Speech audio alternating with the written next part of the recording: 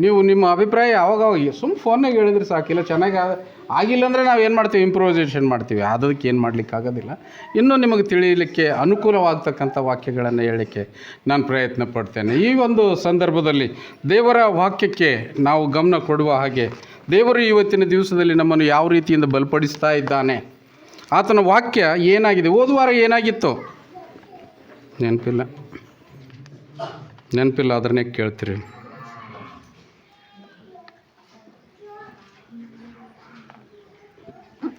ಈ ವಾರದ ವಾಕ್ಯ ಓದಿದ್ವೆಲ್ಲ ನಾವು. ಕಾಯನ್ ಹೇಬೇಲರ ಬಗ್ಗೆ ಓದಿದ್ವಿ, ಅಣ್ಣತಮ್ಮದ ದ್ವೇಷದ ಬಗ್ಗೆ ಓದಿದ್ವಿ, ಅಸೂಯೆ ಅಂತಕ್ಕಂಥದ್ರ ಬಗ್ಗೆ. ಇನ್ನು ಯಾಕೋಬನ ಪತ್ರಿಕೆಯಲ್ಲಿ ಓದಿದ್ವಿ ಒಳ್ಳೆಯ ಲಕ್ಷಣಗಳು, ಕ್ರೈಸ್ತರಿಗೆ ಇರ್ತಕ್ಕಂಥ ಲಕ್ಷಣಗಳ ಬಗ್ಗೆ. ಆ ಲಕ್ಷಣಗಳಲ್ಲಿ ಒಂದು ಲಕ್ಷಣ ನಾನು ತಗೊಳ್ತೇನೆ, ಇವತ್ತಿನ ದಿವಸದಲ್ಲಿ ಮಾತನಾಡ್ತೇನೆ. ನಾವೆಲ್ಲರೂ ಈ ಭೂಲೋಕದಲ್ಲಿ ಸಂತೋಷವಾಗಿರಬೇಕು ಅಂತಕ್ಕಂಥದ್ದು. ಎಷ್ಟು ಜನ ಸಂತೋಷವಾಗಿದ್ದೀವೋ ಗೊತ್ತಿಲ್ಲ ನನಗೆ, ಹೌದಲ್ಲ. ಸಾಲ್ಮನ್ ಅವ್ರ ಕುಟುಂಬ ಸಂತೋಷವಾಗಿದೆ ಅಂತೇಳಿ ಹೇಳಿದರು, ನನಗೆ ಭಾಳ ಸಂತೋಷ ಆಯಿತು. ಅದೇ ಸಂತೋಷ ಮತ್ತು ಸಮೃದ್ಧಿಯಾಗಿ ಇರಬೇಕು, ಆ ರೀತಿಯಿಂದ ಇರಬೇಕಾಗಿದೆ. ಈ ಸಂತೋಷ ಎಂದೂ ನಾವು ಕಳೆದುಕೊಳ್ಬಾರ್ದು. ಯಾಕೆಂತಂದರೆ ಸಂತೋಷದಲ್ಲಿ ಏನಿದೆ ಅಂದರೆ ಪ್ರತಿಯೊಂದೊಂದು ಅಡಗಿದೆ. ನಾವು ಸಂತೋಷವಾಗಿರಬೇಕಾದ್ರೆ ನಾವು ಸಮೃದ್ಧವಾಗಿರ್ತೇವೆ, ನಾವು ಅನ್ಯೋನ್ಯವಾಗಿರ್ತೇವೆ, ನಾವು ದೈವಿಕವಾಗಿರ್ತೇವೆ, ನಾವು ಕ್ರೈಸ್ತತ್ವದ ಗುಣಲಕ್ಷಣಗಳನ್ನು ಹೊಂದಿರ್ತೇವೆ. ಅಲ್ಲೇ ಸಂತೋಷ ಕಾಣಲಿಕ್ಕಾಗ್ತದೆ. ಇಲ್ಲಂತಂದರೆ ಸಂತೋಷ ಕಾಣಲಿಕ್ಕೆ ಆಗೋದಿಲ್ಲ. ಈ ಸಂತೋಷ ಉಳಿಸ್ಕೊಡ್ಬೇಕಂತೇಳಿ, ಯಾಕಂತಂದರೆ ನಾವು ಯೋಚನೆ ಮಾಡಬೇಕು. ಏನಂತಂದರೆ ಆದಾಮ ಹವ್ವಳರ ಬಗ್ಗೆ ನಾವು ಕಥೆಯಂತೂ ಎಲ್ಲರಿಗೂ ಗುರ್ತಿದೆ. ಆದಾಮ ಹವ್ವಳರ ಬಗ್ಗೆ ಈ ಸಂತೋಷವನ್ನು ಕಸ್ಕೊಂಡು ಹೋಗ್ತಕ್ಕಂಥ ಕೆಲವು ಕೆಟ್ಟ ಗುಣಗಳಿವೆ ನಮ್ಮ ಹತ್ರ. ಈ ಸಂತೋಷವನ್ನು ಯಾವಾಗಲೂ ಕಿತ್ಕೊಂಡು ಹೋಗ್ಬೇಡೋಣ. ಈಗ ಒಬ್ಬರು ಕುಟುಂಬದಲ್ಲಿ ಸಂತೋಷವಾಗಿದ್ದಾರೆ ಅಂತಂದರೆ ಅವ್ರನ್ನ ಹೆಂಗಾದ್ರೂ ಕೆಡ್ಸೋಣಪ್ಪ ನಾವು. ಅವ್ರನ್ನ ದುಃಖಕ್ಕೆ ಹೆಂಗೆ ಈಡು ಮಾಡೋಣ, ಅವ್ರ ನೋವಿಗೆ ಹೆಂಗೆ ಈಡು ಮಾಡೋಣ. ಸೈತಾನೊಬ್ಬನು ಇದ್ದು ನಮ್ಮನ್ನು ಯಾವಾಗಲೂ ಏನು ಮಾಡ್ತಾನಂತಂದರೆ ನಮ್ಮಲ್ಲಿ ಇದ್ದದನ್ನು ಕಸ್ಕೊಂಡು ಹೋಗಲಿಕ್ಕೆ ಶುರು ಮಾಡ್ತಾನೆ. ಯಾಂಥದ್ರ ಮುಖಾಂತರವಾಗಿ ಕಸ್ಕೊಂಡು ಹೋಗ್ಲಿಕ್ಕೆ ಪ್ರಯತ್ನ ಪಡ್ತಾನೆ. ದೇವರ ಉದ್ದೇಶ ನೋಡ್ರಿ ಎಷ್ಟು ಚೆನ್ನಾಗಿತ್ತು ಅಂತಂದರೆ, ನಿಮ್ಮಲ್ಲಿರುವ ಸಂತೋಷವು ನನ್ನಲ್ಲಿರುವ ಸಂತೋಷವು ನಿಮ್ಮಲ್ಲಿಯೂ ಇರಬೇಕಂತೇಳಿ ಯೇಸು ಸ್ವಾಮಿ ಅಂದ. ಆ ಸಂತೋಷವನ್ನು ನಮಗೆ ಕೊಡುವುದಕ್ಕಾಗಿ ಆತನು ಪರಲೋಕದಿಂದ ಭೂಲೋಕಕ್ಕೆ ನರಾವತಾರವನ್ನೆತ್ತಿ, ನರಾವತಾರವಂದರೆ ಮನುಷ್ಯ ರೂಪವನ್ನು ಎತ್ತಿ, ಮನುಷ್ಯ ರೂಪವನ್ನು ಹೊತ್ತು ಆತನು ಭೂಲೋಕಕ್ಕೆ ಬಂದ. ಈ ಭೂಲೋಕಕ್ಕೆ ಬಂದು ಏನು ಮಾಡಿದನಂತಂದರೆ, ನೀವೆಲ್ಲ ಸಮೃದ್ಧವಾಗಿರಬೇಕು, ನೀವೆಲ್ಲರೂ ಸಮಾಧಾನದಿಂದ ಇರಬೇಕು. ನೀವು ಸಮಾಧಾನದಿಂದ ಇರಬಾರ್ದು ಅಂದರೆ ಉದ್ದೇಶ ಏನಿರ್ತದೆ? ನಾವೆಲ್ಲ ಪಾಪಿಗಳು.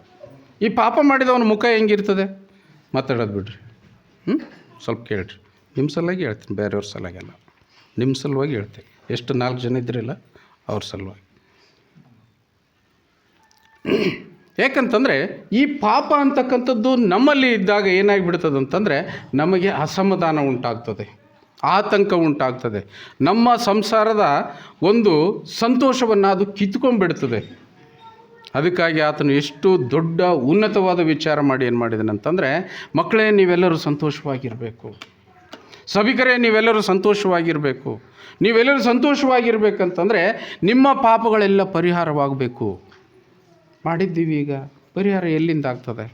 ಸಾಲ ಮಾಡಿದ್ದೀವಿ, ಕಟ್ಟಿದರೆ ಹೋಗ್ತದೆ, ಇಲ್ಲಾಂದ್ರೆ ಹೋಗೋದಿಲ್ಲ. ಅದರಂತೆ ಪಾಪ ಕೂಡ, ಈ ಪಾಪ ಅಂತಕ್ಕಂಥದ್ದು ಒಂದು ಸಾಲದ ರೂಪದಲ್ಲಿ ನಮ್ಮನ್ನು ಆವರಿಸಿದೆ. ನಾವು ಇವತ್ತಿನ ದಿವಸದಲ್ಲಿ ದುಃಖದಿಂದ, ಚಿಂತೆಯಿಂದ, ಅಸೂಯೆಯಿಂದ, ಕೆಟ್ಟ ಕೆಟ್ಟ ಗುಣಗಳಿಂದ ಬದುಕ್ತಾ ಇದ್ದೇವೆ ನಾವು. ಇಲ್ಲ, ಸಮಾಧಾನ ಅಂತಕ್ಕಂಥದ್ದಿಲ್ಲ. ಅದಕ್ಕಾಗಿ ಆತನ ಏನು ಮಾಡಿದನಂತಂದರೆ, ನಾನು ನಿಮ್ಮೆಲ್ಲರ ಪಾಪವನ್ನು ಹೊತ್ತುಕೊಳ್ತೇನೆ, ನಾನು ನೀವು ಮಾಡಿರ್ತಕ್ಕಂಥ ಸಾಲವನ್ನು ಹೊತ್ತುಕೊಳ್ತೇನೆ. ಆ ಪಾಪವೆಂಬ ಸಾಲವನ್ನು ಹೊತ್ತುಕೊಂಡು ಎಲ್ಲ ಪಾಪಗಳಿಗಾಗಿ ನಾನು ಜೀವ ಕೊಡ್ತೇನೆ. ಯಾಕೆ? ನೀವು ಸಮೃದ್ಧವಾಗಿರಲಿ, ನೀವು ಸಂತೋಷವಾಗಿರಲಿ. ನೀವು ಸಂತೋಷವಾಗಿರಬೇಕಂತಕ್ಕಂಥದ್ದೇ ಭೂಲೋಕಕ್ಕೆ ಕ್ರೈಸ್ತತ್ವ ಬಂದಿರತಕ್ಕಂಥ ಉದ್ದೇಶ. ಅದನ್ನೆಲ್ಲ ಬಿಟ್ಕೊಡ್ತೀವಿ ನಾವು, ಏನೇನೋ ಮಾಡ್ತೀವಿ. ಯಾವುದು ಮಾಡಬೇಕಂಥದ್ದನ್ನು ಬಿಡ್ತೀವಿ, ಮಾಡಬಾರ್ದಂತಲೂ ಹೇಳ್ಕೊತೀವಿ. ಈ ರೀತಿಯಿಂದ ಪ್ರಿಯರೇ, ನಾವು ಈ ಭೂಲೋಕದಲ್ಲಿ ಜೀವಿಸುವಂಥ ಸಂದರ್ಭದಲ್ಲಿ ನಮಗೆ ಈ ಸಂತೋಷವನ್ನು ಕಿತ್ತಿಕೊಳ್ತಕ್ಕಂಥ ಅನೇಕ ಗುಣಗಳು ಯಾವಾಗಲೂ ನಮಗೇನು ಮಾಡ್ತದೆ ಅಂತಂದರೆ ಬಾಧಿಸ್ತಾನೇ ಇರ್ತವಂತೆ. ಅದಕ್ಕಾಗಿ ಇಲ್ಲಿ ನಾವು ಉದಾಹರಣೆಗೆ ತೆಗೆದುಕೊಳ್ಬೇಕಾಗಿದೆ. ಏನಂತಂದರೆ, ಈ ಆದಿಕಾಂಡ 2:16 ನೋಡೋಣ ಒಂದು ವಾಕ್ಯ ಏನಿದೆ ಅಂಥೇಳಿ. ಇದಲ್ಲದೆ ಯೆಹೋವ ದೇವರು ಆ ಮನುಷ್ಯನಿಗೆ, ನೀನು ತೋಟದಲ್ಲಿರುವ ಎಲ್ಲ ಮರಗಳ ಹಣ್ಣುಗಳನ್ನು ಯಥೇಚ್ಛವಾಗಿ ತಿನ್ನಬಹುದು, ಒಳ್ಳೆಯದರ ಕೆಟ್ಟದರ ಅರಿವನ್ನು ಹುಟ್ಟಿಸುವ ಮರದ ಹಣ್ಣನ್ನು ಮಾತ್ರ ತಿನ್ನಬಾರದು, ತಿಂದರೆ ನೀನು ಸತ್ತೇ ಹೋಗ್ತೀವಿ. ಮೊದಲೇ ಹೇಳಿದ್ದಾನೆ. ನಾವು ತಿಂದೀವಿ, ನಾವು ಸಾಯ್ಲಿಕ್ಕತ್ತೀವಿ ಈಗ. ಹೌದಲ್ಲ? ನಾವು ತಿಂದೀವಿ, ನಾವು ಸಾಯ್ಲಿಕ್ಕತ್ತೀವಿ. ಇಲ್ಲಿ ಈ ವಾಕ್ಯ ನಮ್ಮನ್ನು ಯಾವ ರೀತಿಯಿಂದ ಬಲಪಡಿಸ್ತದೆ ಅಂತಂದರೆ, ದೇವರು ನಮಗೆ ಸಮೃದ್ಧತೆ ಪೂರ್ವಕಾಲದ್ದು, 2000 ವರ್ಷದ ಹಿಂದಿನ ಕಥೆ ಇದು. ಯೆಹೋವ ದೇವರು ಈ ಸೃಷ್ಟಿ ಉಂಟು ಮಾಡಿದಂಥ ಸಂದರ್ಭದಲ್ಲಿ ಮನುಷ್ಯನ ಜೀವನ ಹೆಂಗಿತ್ತು ಅಂತೇಳಿ, ಮನುಷ್ಯನಿಗೆ ಏನಂತಂದರೆ ಪ್ರತಿಯೊಂದನ್ನು ಕೊಟ್ಟನು. ಕೇಳ್ತಾ ಇಲ್ಲ ನೀವು?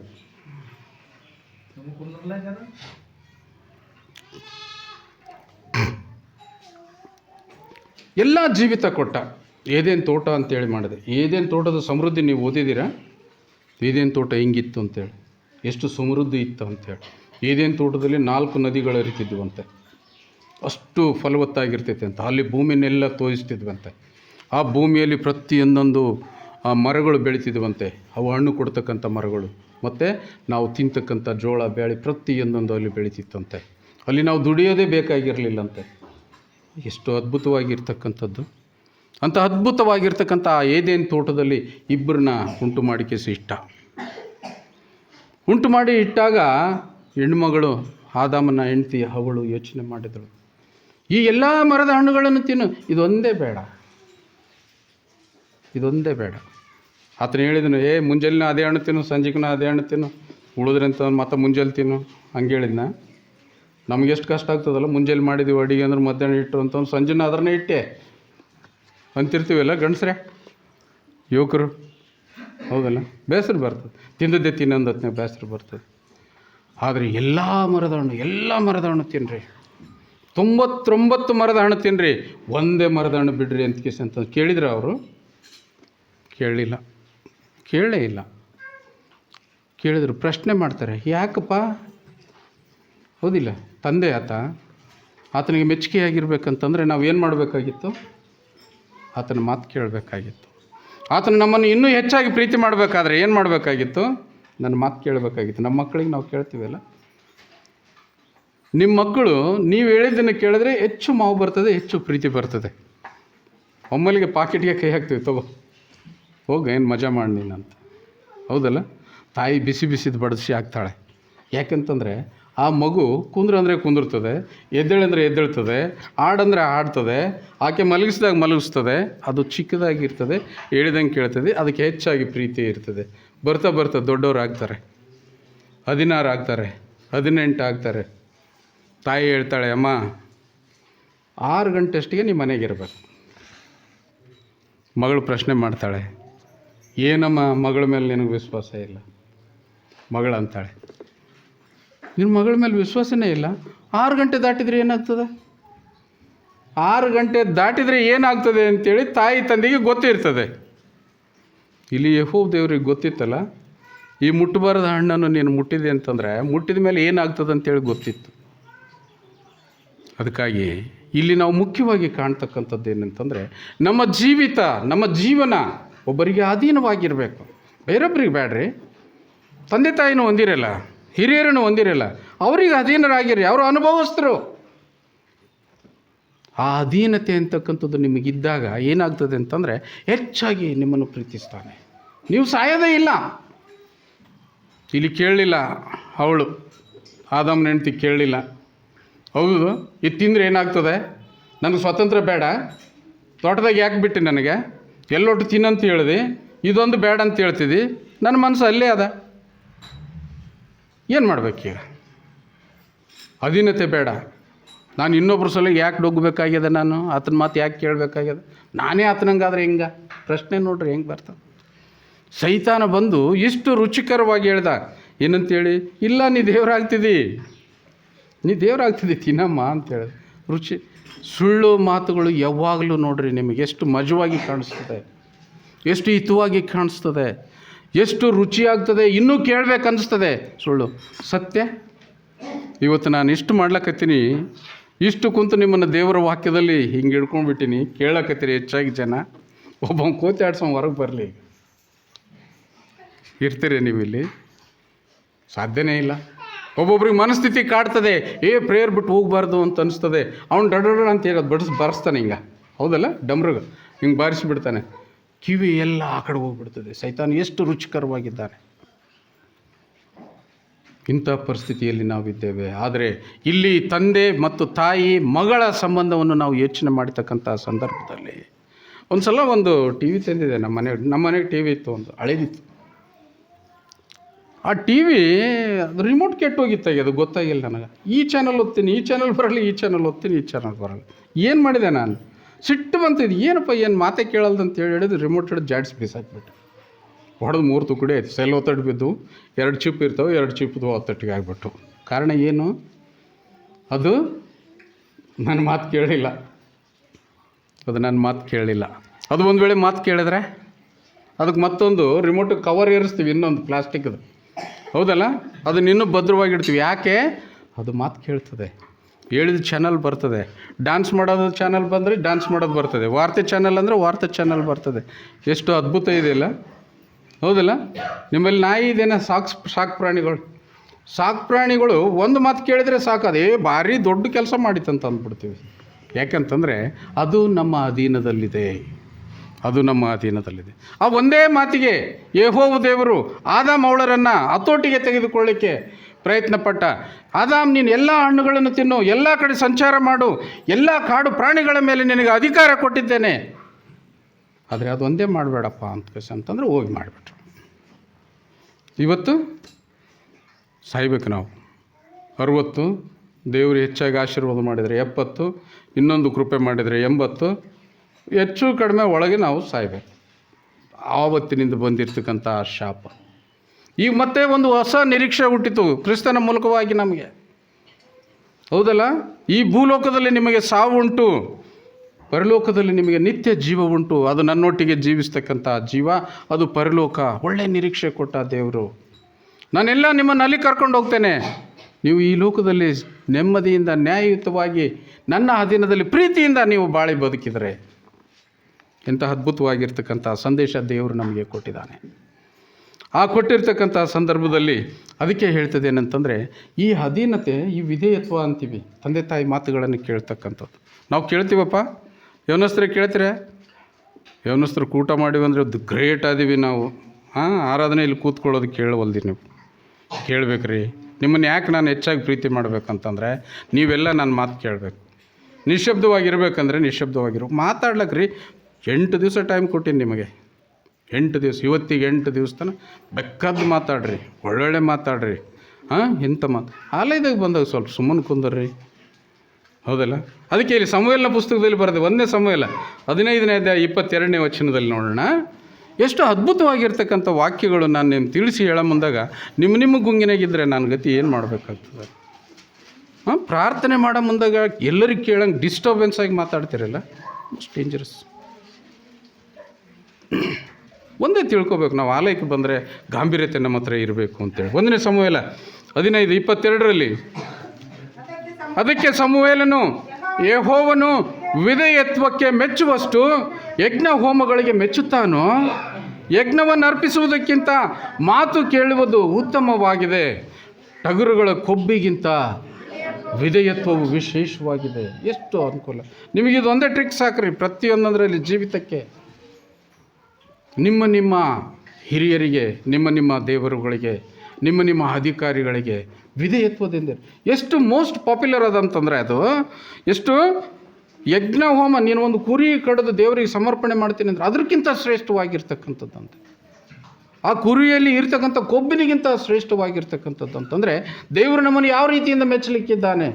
ಏನು ದೊಡ್ಡದು, ನಿನಗೇನು ಬಂದು ಒಂದು ಭಂಡಾರನೇ ಕೊಡಪ್ಪ ಕಾಣಿಕೆ ಅಂತ ಕೇಳಲ್ಲ, ಏನು ಕೇಳಲ್ಲ.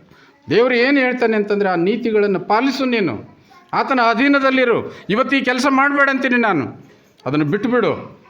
ಇನ್ನೂ ಹೆಚ್ಚು ಪ್ರೀತಿ ಬರ್ತದೆ ನಿಮಗೆ, ಇನ್ನೂ ಹೆಚ್ಚು ಪ್ರೀತಿ ಬರ್ತದೆ. ಈ ರೀತಿಯಿಂದ ಇರ್ತಕ್ಕಂಥ ಸಂದರ್ಭದಲ್ಲಿ ನಮ್ಮ ಸಂತೋಷವನ್ನು ಕಿತ್ತಿಕೊಳ್ತಕ್ಕಂಥದ್ದು ಏನಂತಂದರೆ, ದೇವರಿಗೆ ಮೀರಿರ್ತಕ್ಕಂಥದ್ದು, ತಂದೆ ತಾಯಿಗಳಿಗೆ ಮೀರಿರ್ತಕ್ಕಂಥದ್ದು, ಅವರು ನಮ್ಮನ್ನು ಪ್ರೀತಿ ಮಾಡದೇ ಇರ್ತಕ್ಕಂಥದ್ದು. ದಿಕ್ಕಿಗೊಬ್ಬರ ಆಗಿಬಿಡ್ತೀವಿ. ನನ್ನ ಮಾತೇ ಕೇಳೋದಿಲ್ಲ ಬಿಡು ಅಂತೇಳಿ ತಾಯಿ ಮಾತು ಬಿಟ್ಬಿಡ್ತಾಳೆ. ನಿನಗೆ ಎಷ್ಟು ಹೇಳಿದ್ರೆ ಅಷ್ಟೇ ಅಂತಂತಾಳೆ. ಹೌದಲ್ಲ?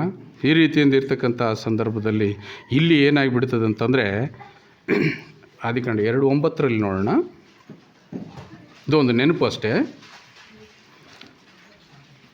ಆದಿಕಾಂಡ 2:9 ಯೆಹೋವ ದೇವರು ನೋಟಕ್ಕೆ ರಮ್ಯವಾಗಿಯೂ ಊಟಕ್ಕೆ ಅನುಕೂಲವಾಗಿಯೂ ಇರುವ ಎಲ್ಲ ಥರದ ಮರಗಳನ್ನು ಆ ಭೂಮಿಯಲ್ಲಿ ಬೆಳೆಯ ಮಾಡಿದನು. ಅದಲ್ಲದೆ ಅವನ ವನ ಮಧ್ಯದಲ್ಲಿ ಜೀವದಾಯಕ ವೃಕ್ಷವನ್ನು, ಒಳ್ಳೆಯದರ ಕೆಟ್ಟದರ ಅರುವನ್ನು ಹುಟ್ಟಿಸುವ ವೃಕ್ಷವನ್ನು ಬೆಳೆಸಿದ. ಇವೆಲ್ಲದರ ಹಣ್ಣು ತಿನ್ನಪ್ಪ ಅಂತಂದರೆ ತೃಪ್ತಿ ಇಲ್ಲ, ಅಸಮಾಧಾನ. ಯಾಕಂತಂದರೆ ಇನ್ನೂ ಒಂದು ಬೇಕು. ಹೌದಲ್ಲ? ಅಥವಾ ಒಂದು ಕೊಡಲಿಲ್ಲ, ಮುಂಜಾನೆ ಒಂದು ನಮೂನೆ ತಿನ್ನಪ್ಪ ನೀನು, ಮಧ್ಯಾಹ್ನಕ್ಕೊಂದು ನಮೂನೆ ತಿನ್ನು, ನೀನು ಸಾಯಂಕಾಲಕ್ಕೆ ಮತ್ತೊಂದು ಸಲ ತಿನ್ನು, ಬೇರೆ ತಿನ್ನು ಅಂತೇಳಿ ಇಟ್ಟ. ಸಮಾಧಾನ ಆಗಲಿಲ್ಲ, ಎಲ್ಲಷ್ಟು ಇಟ್ಟ. ಇದನ್ನೇ ಯಾಕೆ ಬಿಟ್ಟ? ನಮ್ಮಲ್ಲಿ ಇರ್ತಕ್ಕಂಥದ್ದು ಕೆಟ್ಟ ಸೈತಾನ್ನ ಶೋಧನೆ. ಇದನ್ನೇ ಯಾಕೆ ಬಿಟ್ಟ? ನಮಗೆ ಅಲ್ಲೇ ಅದ ಇದ್ದದ್ದು. ಈ ರೀತಿಯಿಂದ ಇರ್ತಕ್ಕಂಥ ಸಂದರ್ಭದಲ್ಲಿ ಅಲ್ಲಿ ತೃಪ್ತಿ ಇಲ್ಲ. ಅವಳಿಗೆ ಏನಂತಂದರೆ ತೃಪ್ತಿನೇ ಇಲ್ಲ. ನಮ್ಮ ಜೀವಿತನ ಹಂಗೆ ಇದೆ.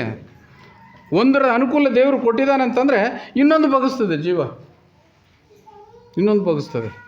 ನಾನೇ ಉದಾಹರಣೆ ನಿಮಗೆ. ದೇವರು ನನಗೆ ಏನು ಮಾಡಿದ್ದೀನಿ ಅಂತಂದರೆ, ಮೊದಲು ಒಂದು ಸೈಕಲ್ ಕೊಟ್ಟಿದ್ದ. ಸೈಕಲ್ ಸಾಕಾಯಿತು. ಆಮೇಲೆ ಒಂದು ಬೈಕ್ ತೊಗೊಂಡು, ಬೈಕ್ ಸಾಕಾಯಿತು. ಆಮೇಲೆ ಒಂದು ಕಾರ್ ಕೊಟ್ಟ, ಅಷ್ಟೇ ಸಾಕಾಯಿತು. ನಮ್ಮ ಜೀವನ ನೋಡ್ರಿ ಎಷ್ಟು ದುರಾಶೆಗೆ ಒಳಪಟ್ಟಿದೆ ಅಂತೇಳಿ. ಈಗ ಒಬ್ಬ ಡ್ರೈವರ್ನ ಬಗ್ಸ್ತಾ ಇದೆ. ನಡ್ಸ್ಲಿಕ್ಕೆ ಒಬ್ರು ಇದ್ರೆ ಚಲೋ ಅಲ್ಲಪ್ಪ ಅಂತೇಳಿ ಅನಿಸ್ತೀವಿ. ಅಲ್ಲ, ದೇವರು ಏನು ಹೇಳ್ತಾನೆ ಅಂತಂದರೆ, ನಿಮ್ಮ ಎದುರಿಗಿರುವುದನ್ನು ನೋಡಿಕೊಂಡು ತೃಪ್ತಿಕೊಂಡು ಸಂತೋಷಮಯವಾಗಿರ್ತಕ್ಕಂಥ ಜೀವನ ಮಾಡಿರಿ, ಇಲ್ಲದ ನೆನೆಸ್ಬೇಡ್ರಿ ಅಂತೇಳಿ. ಇಲ್ಲದನ್ನು ನೆನೆಸ್ಬೇಡ್ರಿ. ಯಾಕೆಂತಂದರೆ ನಮ್ಮ ಅನುಕೂಲತೆ ಅನಾನುಕೂಲತೆ ಏನಂತೇಳಿ ದೇವರಿಗೆ ಗೊತ್ತಿದೆ. ಆ ಅನುಕೂಲತೆ ಅದರ ಬಗ್ಗೆ ಆತನು ಚಿಂತಿಸಿ ನಮಗೆ ಪ್ರತಿಯೊಬ್ಬೊಬ್ಬರಿಗೆ ಕೊಡ್ತಾನೆ. ಯಾವಾಗ ನಾವು ಈ ದುರಾಶೆಯನ್ನು ಮಾಡ್ತೇವೆ, ಆಸೆ ಇರಬೇಕು ಪ್ರತಿಯೊಬ್ಬರಿಗೆ. ದುರಾಶೆ ಅಂತಕ್ಕಂಥದ್ದು ಕೆಟ್ಟದು. ಆ ದುರಾಶೆ ಬೇಡ, ಅದು ಕೆಟ್ಟ ಆಸೆ, ನಮ್ಮನ್ನು ಪಾಪಕ್ಕೆ ಸಿಲುಕಿಸ್ತಕ್ಕಂಥ ಆಸೆ.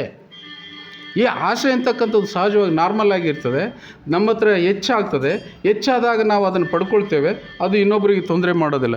ಆದರೆ ದುರಾಶೆ ಏನು ಮಾಡ್ತದೆ ಅಂತಂದರೆ ಇನ್ನೊಬ್ಬರಿಂದ ಕಿತ್ಕೊಳ್ತದೆ, ನಮ್ಮನ್ನು ಪಾಪಕ್ಕೆ ಪ್ರೇರೇಪಣೆ ಮಾಡ್ತದೆ, ನಮ್ಮನ್ನು ಪಾಪದಲ್ಲಿ ಸಿಕ್ಕಿಸ್ತದೆ. ಈ ರೀತಿಯಿಂದ ಇರ್ತಕ್ಕಂಥ ಸಂದರ್ಭದಲ್ಲಿ ಪ್ರಿಯರೇ, ನಾವು ಇನ್ನೊಬ್ಬರಿಗೆ, ನಮ್ಮ ಅಧೀನರಿಗೆ, ನಮ್ಮ ಹಿರಿಯರಿಗೆ, ನಮ್ಮ ದೇವರಿಗೆ, ನಮ್ಮ ಸಭೆಗೆ ನಾವು ಹೆಂಗಾಗಬೇಕಂತಂದರೆ ಅಧೀನತೆಯಲ್ಲಿದ್ದು ಸಂತೋಷವಾಗಿ ಜೀವಿಸುವುದಕ್ಕೆ ನಾವು ಪ್ರಯತ್ನ ಪಡ್ಕೊಳ್ಬೇಕು. ಒಂದು ಚಿಕ್ಕ ಉದಾಹರಣೆ, ನಡೆದಿರ್ತಕ್ಕಂಥ ಘಟನೆ ಹೇಳ್ತೇನೆ. ಈ ಸಂತೃಪ್ತಿ ಅಂತೀವಲ್ಲ, ಸಂತೃಪ್ತಿ ಅತೃಪ್ತಿ. ಸಂತೃಪ್ತವಾಗಿ ಜೀವನ ಮಾಡಿದರೆ ಯಾವುದೂ ತೊಂದರೆ ಇಲ್ಲ. ಅತೃಪ್ತಿಯಿಂದ ಜೀವನ ಮಾಡಿದರೆ ನಮಗೆ ಕೆಡುಕು ಕಾದಿರ್ತಕ್ಕಂಥದ್ದು, ಪಾಪದ ಬಲಿಯಲ್ಲಿ ಬೀಳ್ತಕ್ಕಂಥದ್ದು, ನಾವು ಪಾಪಿಷ್ಠರಾಗಿ ಈ ಲೋಕದಿಂದ ಕಷ್ಟವನ್ನು ಅನುಭವಿಸಿ ಸಾಯ್ತಕ್ಕಂಥದ್ದು. ಅಂಥದ್ದು ಬೇಡ. ಯಾಕಂತಂದರೆ ನಿಮಗೆ ದೇವರು ಪ್ರತಿಯೊಂದೊಂದು ಅನುಕೂಲತೆಗಳನ್ನು ಕೊಟ್ಟಿದ್ದಾನೆ.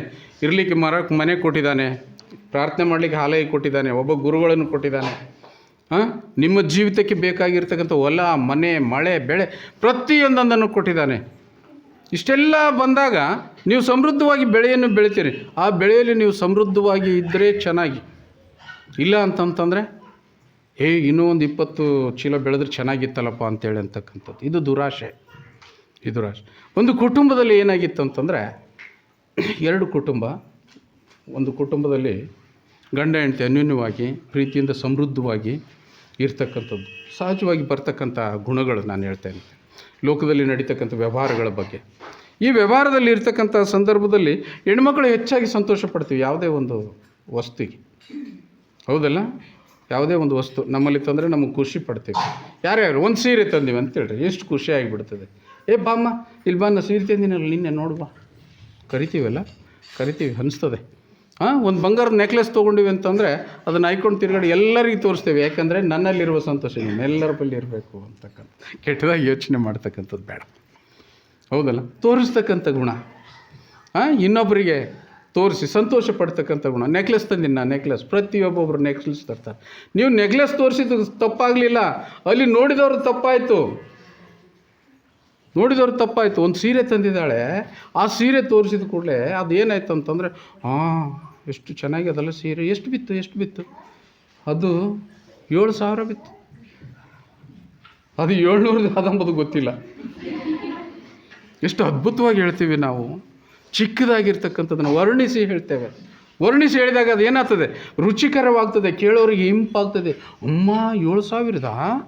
ಹೌದು, ಎಲ್ಲಿ ತಂದ್ರಿ? ಇಲ್ಲೇ ಸೇಡಮ್ದಾಗ ತಂದೀವಿ. ತಂದ್ರು, ಆಯಿತು, ಮನ್ಸಿನಾಗ ಹುಟ್ಟಿತು, ಆಕೆ ಸೀರೆ ತಂದಾಳ, ನಾನೇ ಯಾವಾಗ ತರಬೇಕು? ಸಾಯಂಕಾಲ ಆಯಿತು, ದುಡಿದು ದಣದು ಗಂಡ ಮನೆಗೆ ಬಂದು ನೀರು ಕೊಡೋ ಅಂತಾಳೆ, ನೀರು ನೆಟ್ಟಗೆ ಕೊಡಲಾಗ, ಊಟಕ್ಕೆ ಕೊಡೋ ಅಂತಾಳೆ, ಊಟ ನೆಟ್ಟಗೆ ಕೊಡಲಾಗ. ಯಾಕೆ ಹಿಂಗೆ ಮಾಡಕತ್ತಿ ಅಂತ ಕೇಳಿದಾಗ, ಏನು ರೀ ಅಲ್ಲಿ ನೋಡು ಆ ಏಮೋ ಪಕ್ಕದ ಮನೆಗೆ 7,000 ಕೊಟ್ಟು ತಂದಾಳಂತೆ ಸೀರೆ. ಎಷ್ಟು ಚೆನ್ನಾಗಿ ಅದು ಗೊತ್ತದ? ನೀ ತರ್ತಿದ್ದಿ ಯಾವುದೋ ಒಂದು ಹೆಟ್ಟಳು ಮೂತಿಗೆ. ಅವನು ಹಸ್ತು ಬಂದಿದ್ದಾನೆ, ಅವ್ನು ದಣದು ಬಂದಿದ್ದಾನೆ, ಅವ್ನು ದುಡಿದು ಬಂದಿದ್ದಾನೆ, ಯಾವ ಪರಿವೇ ಇಲ್ಲರಿ. ಮನೆಗೆ ಬಂದರೆ ನೋಡಿರಿ, ಯಾವಾಗಲೂ ಹೆಣ್ಮಕ್ಳು ನಕ್ಕಂತ ಯಾರು ರಿಸೀವ್ ಮಾಡ್ತಾರಂತಂದ್ರೆ ಅವ್ರ ಕುಟುಂಬ ನಿಜಕ್ಕೂ ಜೀವನದಲ್ಲಿ ಸಂತೋಷವಾದ ಕುಟುಂಬ ಅದಾಗಿರ್ತದೆ.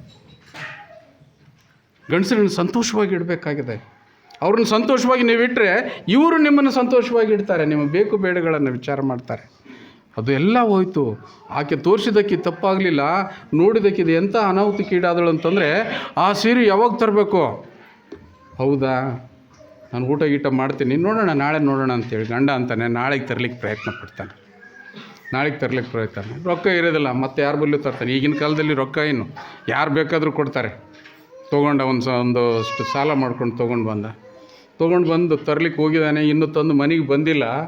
ಇನ್ನೊಬ್ಬ ಹೆಣ್ಮಗಳು ಬರ್ತಾಳೆ, ಬಾರೇ ಮನೆಗೆ ಬಾ, ಇವತ್ತು ನಮ್ಮ ಮನೆಗೆ ಬಂದೇ ಇಲ್ಲ, ಭಾಳ ದಿನ ಆಯಿತು ಅಂತೇಳಿ ಆಕೆನ ಮತ್ತೆ ಆ ಮನೆಗೆ ಕರ್ಕೊಂಡು ಹೋಗ್ತಾಳೆ. ಆ ಮನೆಗೆ ಕರ್ಕೊಂಡು ಹೋದತ್ನಿಗೆ ಏನಿರ್ತದೆ?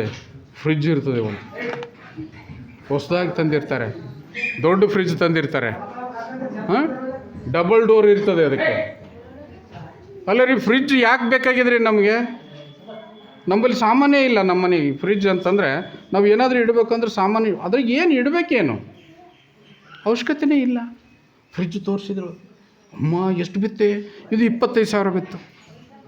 25,000 ಬಿತ್ತಾ? ನಾವು ಬರೀ ಜಗಲಿ ಮೇಲೆ ಇಡ್ತೀವಿ ಎಲ್ಲಷ್ಟು. ನೀವು ಫ್ರಿಜ್ನಾಗ ಇಟ್ಟರೆ ಕಾಯಿಪಲ್ಯ ಆಯಿತು. ಇನ್ನು ಸೀರೆ ಬಂದು ಮನೆಗೆ ಮುಟ್ಟಿಲ್ಲ. ಗಂಡ ಖುಷಿ ಆಗಿಬಿಟ್ಟಿದೆ. ಗಂಡ ಹೇಳ್ತಾನೆ, ಸೀರೆ ತಂದ್ರೆ ನಾನು ಹೆಂಡ್ತಿ ಭಾಳ ಖುಷಿಯಾಗಿರ್ತಾಳೆ, ಸೀರೆ ನೋಡಿ ಸಂತೋಷ ಪಡ್ತಾಳೆ. ಇವನು ಹುಚ್ಚು ಪ್ರೀತಿ. ಒಯ್ದು ಸೀರೆ ಕೊಡ್ತಾಳೆ, ಸೀರೆ ತೆಗೆದು ಈ ಕಡೆ ಬೀಸಾಕ್ಬಿಟ್ಟು, ಇಲ್ಲ ರೀ ಈ ಕಡೆ ಆ ಅಮ್ಮ ಇದ್ದಾಳಲ್ಲ, ಇನ್ನೇ ನೋಡಿದೆ ನಾನು, ಫ್ರಿಜ್ ತಂದಿದ್ದಾರೆ, ದೊಡ್ಡ ಫ್ರಿಜ್ ರೀ, 24 ಡಬಲ್ ಡೋರ್, ಮೇಲೆ ಮುಗಿಸ್ತದೆ ತೆಳಗೆ ಮುಗಿಸ್ತದೆ. ಏನು ಮಾಡಬೇಕು ಅದನ್ನು? ನೀ ತೊಗೊಂಡು ಏನು ಮಾಡ್ತೀನಿ? ನೀ ಕುಂದಿರ್ತೇವೆ ಒಳಗಡೆ, ಅದು ಅವಶ್ಯಕತೆ ಇಲ್ಲ. ಆದರೆ ಮನಸ್ಸು ಕೇಳ್ತಾ ಇಲ್ಲ. ಜನ ಪಕ್ಕದಲ್ಲಿದ್ದಂಗೆ ಯಾರು ಹೆಂಗೆ ಜೀವನ ಮಾಡ್ತಾರೆ ಅಂದರೆ ಆ ರೀತಿಯಿಂದ ಜೀವನ ನಮಗೂ ಬೇಕಾಗಿದೆ. ಇದು ದುರಾಶೆ ನಮ್ಮನ್ನು ಹಳ್ಳಕ್ಕೆ ದೂಡ್ತದೆ. ಏನು ಮಾಡಬೇಕಿನ್ನು? ಭಾಳ ಚಿಂತೆ ಆಯಿತು. ನನ್ನ ಹೆಂಡ್ತಿನ ಸಮಾಧಾನ ಇಡಬೇಕಲ್ಲ ಅಂತೇಳಿ, ಆಯ್ತಮ್ಮ ಏನಾರು ಮಾಡಲಿ, ಈಗೆಲ್ಲ ಕಡೆಗೆ ಲೋನ್ ಕೊಡ್ತಾರೆ, ಸುಮ್ಮನೆ ಫೋನ್ ಮಾಡಿ ಲೋನ್ ಕೊಡ್ತಾರೆ, ರೊಕ್ಕ ಕೇಳೋದೇ ಬೇಕಾಗೋದಿಲ್ಲ. ಆಯಿತು ನಡೆ ಅಂತೇಳಿ ಅಂತ ಫ್ರಿಜ್ಜು ಒಂದು ಟಾಟಾ ಅದು ಇರ್ತದಲ್ಲ ಗೂಡ್ಸ್ ಗಾಡಿ, ಅದ್ರಾಗ ಇಟ್ಕೊಂಡು ಮರುದಿವಸ ತೊಗೊಂಬಂದು ನಾನು ತಂದು ಕೂಡಲೇ ಫ್ರಿಜ್ ನೋಡಿ ಖುಷಿ ಆಗ್ತಾಳೆ ಅಂತೇಳಿ ನೋಡ್ತಾನೆ. ಇಲ್ಲ, ಖುಷಿ ಆಗಲಿಲ್ಲ. ಸೀರೆ ಆ ಕಡೆಗೆ ಬಿತ್ತು. ಈ ಫ್ರಿಜ್ ನೋಡಿ ಖುಷಿ ಆಗ್ತಾಳೆ, ಇಳಿಸ್ಕೊಬಾ ಫ್ರಿಜ್ ಹಿಡಿಬಾ ಅದಂತೂ ಇಬ್ಬರು ಕಲ್ತು ಒಯ್ಯೋಣ ಒಳಗಡೆ ಅಂದರೆ, ಇಲ್ಲ ಬರ್ಲಿಕ್ಕತ್ತಿಲ್ಲ, ಇಂಥತ್ತಂದನಾಗ್ಯದು ಫ್ರಿಜ್ ಅಂತಂದು. ಯಾಕೆ ಹಿಂಗೆ ಅಂತೇಳಿ ಪ್ರಶ್ನೆ ಮಾಡಿದ್ರೆ, ಅಲ್ಲಿ ನೋಡ್ರಿ, ತೃಪ್ತಿ ಅಂತಕ್ಕಂಥದ್ದು ಜೀವನದಲ್ಲಿ ಇಲ್ಲ. ಏನು ಕೊಟ್ಟರು ಇಲ್ಲ, ಅಸಮಾಧಾನ ಇದೆ. ಯಾಕಂತಂದರೆ ಆಕೆ ಏನು ಮಾಡಿದಾಳೆ ಅಂತಂದರೆ, ಆ ಹಿಂದಿನ ಮನೆಗಿನ ಮನೆಗೆ ಹೋಗ್ಯಾಳ, ಅಲ್ಲಿ ಹೋಗೋಷ್ಟರೊಳಗೆ ಒಂದು ಹೊಸದು LED TV ತಂದಾರ ಅವರು. LED TV ಸೇಮ್ ಮೊಬೈಲ್ ಇದ್ದಂಗೆ ಇರ್ತದೆ, ಯೂಟ್ಯೂಬ್ನ ಅದ್ರಾಗೆ ಬರ್ತದಂತ್ರಿ. ವರ್ಣನೆ ನೋಡ್ರಿ ಹೆಂಗಿದೆ. ಗಂಡ ಸೀರೆ ತಂದ, ಖುಷಿ ಆಗಲಿಲ್ಲ, ತಾನೇ ಕೇಳಿದಳು. ಎರಡನೇದಾಗಿ ಫ್ರಿಜ್ ಕೇಳಿದಳು, ಫ್ರಿಜ್ ತಂದ, ಖುಷಿ ಆಗಲಿಲ್ಲ. ಇನ್ನು ಮೂರನೇದಾಗಿ ಫ್ರಿಜ್ ಬಂದತ್ತಿದ್ದು, TV ಬಂದತ್ತಿತ್ತು, ಸ್ಮಾರ್ಟ್ TV ಅಂಥದ್ದು, ದೊಡ್ಡ TV ಆದರೆ ಎಷ್ಟು ಚೆನ್ನಾಗಿ ಕಾಣಿಸ್ತದೆ ಗೊತ್ತಾ? ನೀನಿಟ್ಟಿದ್ದೆ ಮನೆಗೆ 10 ವರ್ಷ ಆಯ್ತದ, ಬ್ಲ್ಯಾಕ್ ಆ್ಯಂಡ್ ವೈಟ್ TV.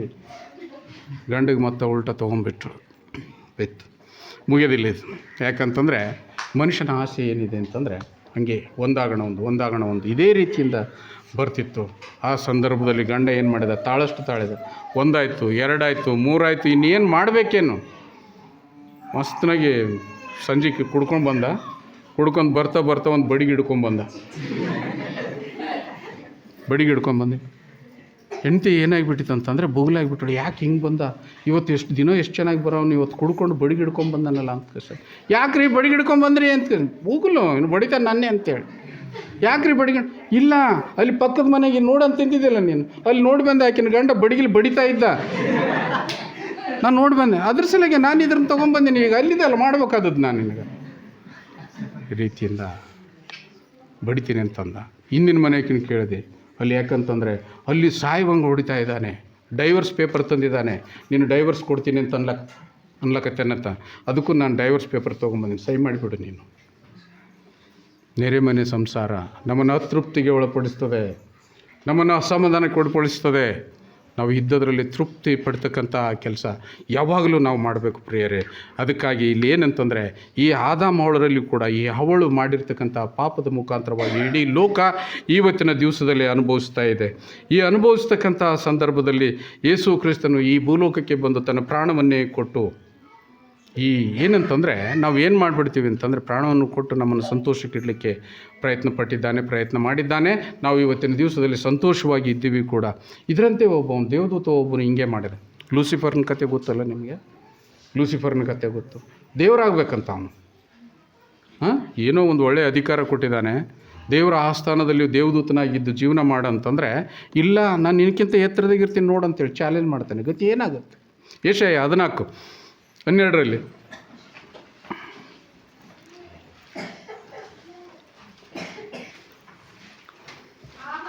ಆಹಾ, ಉದಯ ನಕ್ಷತ್ರವೇ, ಬೆಳ್ಳಿಯೇ, ಆಕಾಶದಿಂದ ಹೇಗೆ ಬಿದ್ದೆ? ಜನಾಂಗಗಳನ್ನು ಕೆಡವಿದ ನೀನು ಕಡಿಯಲ್ಪಟ್ಟು ನೆಲಕ್ಕೆ ಉರುಳಿದೆಯಲ್ಲ. ಒಬ್ಬ ನನ್ನಂಥ ಮನುಷ್ಯ ಮಾತನಾಡ್ತಾನೆ ಇಲ್ಲಿ. ಏನಪ್ಪ, ದೇವದೂತರದಾಗ ದೊಡ್ಡ ಆಸನದಲ್ಲಿ ದೇವದೂತನಾಗಿದ್ದೀಯಲ್ಲ ನೀನು ದೇವ್ರ ಬಲ್ಲಿ, ಇವತ್ತು ನೋಡಿದ್ರೆ ಭೂಲೋಕದಾಗ ಬಿದ್ದಿಯಲ್ಲಪ್ಪ ನೀನು. ಯಾಕಡೋಯ್ತು? ನನ್ನ ಮುಂದೆ ಬಂದು ಜಂಬಕ್ಕೆ ಹೊಸ್ತಿದ್ದಿಲ್ಲ ಸುಮ್ಮನೆ.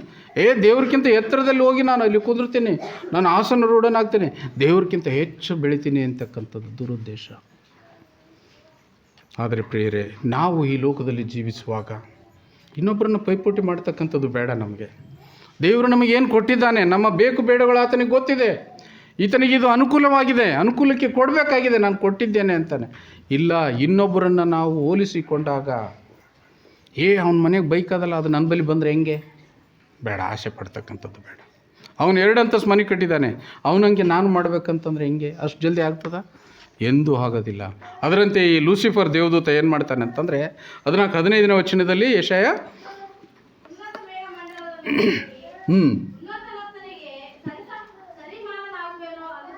ಸರಿ ಸಮಾನನಾಗುವೆನು ಅಂತೇಳಿ 13ನೇ ವಚನದಿಂದ, ನೀನು ನಿನ್ನ ಮನಸ್ಸಿನಲ್ಲಿ ನಾನು ಆಕಾಶಕ್ಕೆ ಹತ್ತಿ ಉತ್ತರ ದಿಕ್ಕಿನ ಕಟ್ಟ ಕಡೆಯವರೆಗಿರುವ ಸುರಗಣ ಪರ್ವತದಲ್ಲಿ ನನ್ನ ಸಿಂಹಾಸನವನ್ನು ದೇವರ ನಕ್ಷತ್ರಗಳಿಗಿಂತ ಮೇಲೆ ಏರಿಸಿ ಆಸೀನ ರೂಢನಾಗ್ತಾನೆ ಅಂತ. ಎಂಥ ಕೆಟ್ಟ ಬುದ್ಧಿ ಅಲ್ಲ? ಈ ಒಂದು ನಮ್ಮ ಆಸೆಗೆ ಮೀರಿರ್ತಕ್ಕಂಥದ್ದು, ನಮಗೆ ಪರಿಪಾಲಿಸಿ ಕೃಪೆಗಳನ್ನು ಕೊಡ್ತಕ್ಕಂಥದ್ದು ಆತ ಒಬ್ಬತನೇ. ಅವನಕ್ಕಿಂತ ಮೇಲೆ ಯಾರಾಗ್ಲಿಕ್ಕೆ ಸಾಧ್ಯನೇ ಇಲ್ಲ. ಆತನ ಕೈಯಲ್ಲಿರ್ತಕ್ಕಂಥ ಆ ದೇವದೂತನು ಈ ರೀತಿಯಿಂದ ಕೆಟ್ಟದಾಗಿ ಯೋಚನೆ ಮಾಡಿದರೆ ಏನಾಗ್ತದೆ ಅಂತೇಳಿ ಎಂಥ ಅದ್ಭುತವಾಗಿ ಯೋಚನೆ ಮಾಡ್ತಾನೆ ಅಂತಂದರೆ, ಆಕಾಶಕ್ಕೆ ಹತ್ತಿ ಉತ್ತರ ದಿಕ್ಕಿನ ಕಟ್ಟ ಕಡೆ ಇರುವ ಸೂರಗಣ ಪರ್ವತದಲ್ಲಿ ನನ್ನ ಸಿಂಹಾಸನವನ್ನು ದೇವರ ಮತ್ತು ಹೆಸರಿಡ್ತಾನೆ ಆತ. ಸುಮ್ಮನೆ ಏನು ಯಥಾರ್ಥ ಅಂತಂದು ಅನ್ನಲಿಲ್ಲ, ದೇವರ ನಕ್ಷತ್ರಗಳಿಗಿಂತ ಮೇಲೆ ಏರಿಸಿ ಆಸೀನ ರೂಢ. ಅಂದರೆ ದೇವ್ರನ್ನೇ ಕಂಟ್ರೋಲ್ ತೊಗೋಬೇಕಂತೇಳಿ ಸಾಧ್ಯನಾ? ಅದು ಎಂದೂ ಸಾಧ್ಯವಿಲ್ಲ. ಅದಕ್ಕಾಗಿ 14ನೇ ವಚನದಲ್ಲಿ ಹೇಳ್ತದೆ, ಉನ್ನತ ಮಂಡಲದ ಮೇಲೇರಿ ಉನ್ನತನಿಗೆ ಸರಿಸಮಾನನಾಗುವೆನು ಅಂದುಕೊಂಡಿದ್ದೀಯಲ್ಲ, ಆದರೆ ನೀನು ಪಾತಾಳಕ್ಕೆ, ಅಧೋ ಲೋಕದ ಅಗಾಧ ಸ್ಥಳಕ್ಕೆ ತಳ್ಳಲ್ಪಟ್ಟಿದ್ದಿ. ನಿನ್ನನ್ನು ಕಂಡವರು ದಿಟ್ಟಿಸಿ ನೋಡ್ತಾರೆ. ಇನ್ನೇನು ಮಾಡ್ಬೇಕಂತ ಮಾಡಿದೆಯಲ್ಲಪ್ಪ? ಅವನಕ್ಕಿಂತ ದೊಡ್ಡದು ಮನೆ ಕಟ್ಟಬೇಕಂದು ಸಾಲ ಮಾಡಿಕೊಂಡೆ. ಸಾಲಗಾರ ಸುಮ್ಮನೆ ಬಿಡ್ತಾನ? ನಿನ್ನ ನರಕತ್ಕೊಳ್ತಾನ. ಅವನು ನೀನು ಮಾಡಿದ ಅಡಿಗೆ ನಿನಗೆ ಉಣಕ್ಕೆ ಬಿಡೋಂಗಿಲ್ಲ. ಹೌದಲ್ಲ? ಯಾಕಂತಂದರೆ ದೇವರು ಇತಿಮಿತಿಯ ಮೇಲೆ ನಮಗೇನು ಕೊಟ್ಟಿರ್ತಕ್ಕಂಥನಲ್ಲ ಅಂಥದ್ರಲ್ಲಿ ನಾವೇನು ಮಾಡಬೇಕಂತಂದರೆ ತೃಪ್ತಿದಾಯಕವಾಗಿ ಜೀವನ ನಡೆಸಬೇಕು. ಇದನ್ನು ಹಾಳು ಮಾಡ್ತಕ್ಕಂಥದ್ದು, ಈ ಸಂತೋಷವನ್ನು ಹಾಳು ಮಾಡ್ತಕ್ಕಂಥದ್ದು ಯಾವುದು ಅಂತಂದರೆ ನಮಗೆ ಅತೃಪ್ತಿ ಮತ್ತು ಅಸೂಯೆ ಮತ್ತು ಅಧೀನತೆ. ಹೌದಲ್ಲ? ಅಧೀನತೆ. ಬರೋಬ್ಬರಿ ಮಗಳೇ ನೀನು ಬಾ, ನೀನು 6 ಗಂಟೆ ಒಳಗಡೆ ನೀನು ಬಂದುಬಿಟ್ಟೆ ಅಂತಂದರೆ ಚೆನ್ನಾಗಿ ಅಂತಂದರೆ ಮಗಳಿಗೂ ಲೇಸು, ತಾಯಿಗೂ ಲೇಸು. ಒಂದು ವೇಳೆ ಬಂದಿಲ್ಲಪ್ಪ ಅಂತಂದರೆ ತಾಯಿ ನಿದ್ದೆ ಮಾಡಲಿಕ್ಕಾಗುತ್ತಾ? ಆಕೆಗೆ ಏನೂ ಆಗಿರೋದಿಲ್ಲ, ಅದ್ರ ಬಗ್ಗೆ ಕೆಟ್ಟ ಯೋಚನೆ ಮಾಡ್ತಕ್ಕಂಥದ್ದು ಬೇಡ. ಮಗಳು ಮನೆಗೆ ಬರೋ ತನಕ ಕಣ್ಣು ಮುಚ್ಚೋದಿಲ್ಲ, ಬಾಯಿಗೆ ನೀರು ಹಾಕೋದಿಲ್ಲ. ಇದು ನೋವು ತಾಯಿಗೆ ಕೊಡ್ತಕ್ಕಂಥದ್ದಲ್ಲ. ಪ್ರತಿಯೊಂದೊಂದು ಯೌವನಸ್ಥ ಮಕ್ಕಳೇ, ನಿಮಗೂ ಕೂಡ ನಿಮ್ಮ ತಂದೆ ತಾಯಿಯವರು ಹೇಳ್ತಿರ್ತಾರೆ, ಹೌದು ಮಗನೇ ಕಾಲೇಜ್ಗೆ ಹೋಗ್ತಿದ್ದಿ, ಆದಷ್ಟು ಒಳ್ಳೆಯ ರೀತಿಯಿಂದ ನೀನು ಜೀವಿಸು, ಚೆನ್ನಾಗಿ ಓದು, ಆದಷ್ಟು ಸಮಯಕ್ಕೆ ಸರಿಯಾಗಿ ಬಾ ಅಂತಂದಾಗ ಅದಕ್ಕೆ ಎದುರುತ್ತರ ಕೊಡೋದು. ಆದಾಮ ಅವಳು ಕೊಟ್ಟಳಲ್ಲ, ಯಾಕೆ ತಿನ್ನಬಾರ್ದು ಈ ಹಣ್ಣು, ಸ್ವತಂತ್ರ ಬೇಡೇನು ನನಗೆ ಅಂತ ಕೇಳಿದ್ರು. ಸ್ವತಂತ್ರ ಬೇಡದೇನು? ಇಷ್ಟೆಲ್ಲ ಸ್ವತಂತ್ರ ಕೊಟ್ಟಿದ್ದಿ, 99 ಗಿಡದ ಹಣ್ಣು ತಿನ್ನಂದಿದೆ, ಇದೊಂದು ಬೇಡ ಅಂತಿದೆ ಅಂದ್ರೆ ನಾನು ಏನು ನಿರ್ಧಾರ ಮಾಡೋದೇ ಬೇಡೇನು? ನಾವು ಪ್ರಶ್ನೆ ಮಾಡ್ತೀವಿ. ವಿದ್ಯಾವಂತರಾಗಿದ್ದೇವೆ, ಬುದ್ಧಿವಂತರಾಗಿದ್ದೇವೆ, ಎಷ್ಟೇ ಮಾಡಿದರೂ ಕೂಡ ದೇವರ ಅಧೀನದಲ್ಲಿ, ತಂದೆ ತಾಯಿಯರ ಅಧೀನದಲ್ಲಿ ನಾವೆಲ್ಲರೂ ಇದ್ದರೆ ಏನಾಗ್ತದೆ ಅಂತಂದರೆ ನಿಜಕ್ಕೂ ನಮ್ಮ ಜೀವನ ಏನಿರ್ತದೆ, ಸಂತೋಷವಾಗಿರ್ತದೆ, ಸಮೃದ್ಧವಾಗಿರ್ತದೆ. ಈಗಿನ ಕಾಲದಲ್ಲಿ ಏನು ಬಡತನ ಅಂತಕ್ಕಂಥದ್ದು ಇನ್ನು ಕೆಲವು ದಿವಸದಲ್ಲಿ ಆ ಬಡತನ ಅಂತಕ್ಕಂಥ ಶಬ್ದನೇ ನೆನಪು ಹೋಗೋಂಥ ಪರಿಸ್ಥಿತಿಯಲ್ಲಿದ್ದೀವಿ. ಅನುಕೂಲತೆಗಳನ್ನು ಕೊಟ್ಟಿದ್ದಾನೆ, ನಾವು ದುಡಿತಾ ಇದ್ದೇವೆ, ನಾವು ಶ್ರಮೆ ಪಡ್ತಾ ಇದ್ದೇವೆ, ನಾವು ಗಳಿಕೆ ಮಾಡ್ತಾ ಇದ್ದೇವೆ. ಎಷ್ಟು ಅದ್ಭುತವಾಗಿ ನಾವು ಜೀವನ ರೂಪಿಸಿಕೊಟ್ಟಿದ್ದಾನಲ್ಲ ದೇವರು. ಅಂಥದನ್ನು ಬಿಟ್ಟು ದುರಾಶೆಗೆ ಒಳಗಾಗಿ ಪಾಪಕ್ಕೆ ಈಡಾಗ್ತಕ್ಕಂಥದ್ದನ್ನು ನೀವು ಎಲ್ಲ ಮರೆತು ಕ್ರಿಸ್ತೀಯ ಜೀವನದಲ್ಲಿ ಸುಖ, ಶಾಂತಿ, ನೆಮ್ಮದಿಯಿಂದ ಪ್ರತಿಯೊಂದೊಂದು ಕುಟುಂಬದಲ್ಲಿರ್ತಕ್ಕಂಥ ಸದಸ್ಯರುಗಳು ನಾವೆಲ್ಲರೂ ತಿಳ್ಕೊಂಡಿರಬೇಕು.